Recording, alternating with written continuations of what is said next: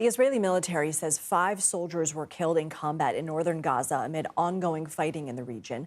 Despite the grim news, U.S. officials express optimism that a ceasefire and hostage release deal in Gaza is in sight. President Biden spoke with Israeli Prime Minister Benjamin Netanyahu over the weekend to discuss the ongoing negotiations. National Security Advisor Jake Sullivan spoke today about the effort to finalize the deal.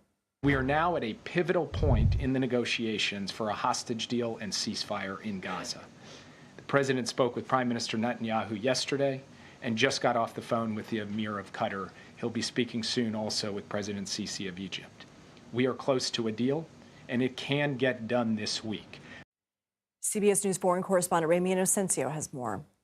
Yeah, an Israeli official tells CBS News about the first possible outlines of that ceasefire hostage deal with Hamas. These are the clearest official reportable details that we have gotten so far. First, about the hostages. And in the first phase, this official says Hamas will release 33 hostages who are deemed humanitarian causes. Now, this implies that these are the elderly, the sick, and the wounded among them. I will remind that last week, Hamas resurfaced a list of 34 hostages that it said it could free. Those leaned to the elderly. Some Americans were on that list too.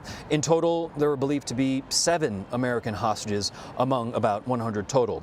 Next, about the IDF's presence inside Gaza. That Israeli source also told CBS News that the military will not leave Gaza until all of the hostages are returned, and that the military will also not leave the Philadelphia corridor. Now, this is the corridor that runs along the border of southern Gaza and northern Egypt. Also, there will be a buffer zone between Israel and Gaza. Unclear is how deep this buffer zone could be, but Israel and Hamas have reportedly been haggling on that. And then about the situation for Palestinian detainees in Israeli prisons. That Israeli official also told CBS News that, quote, Palestinian terrorists with blood on their hands, that's a quote, will not be deported to Judea and Samaria. Judea and Samaria here is a reference to the West Bank. The official did not say where they will go, but the implication is that Palestinian detainees would be freed in exchange for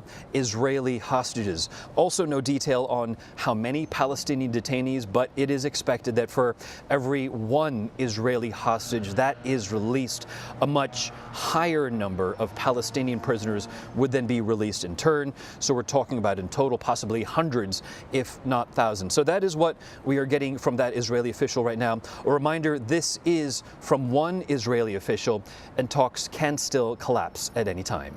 Back to you. Ramy Inocencio, thank you.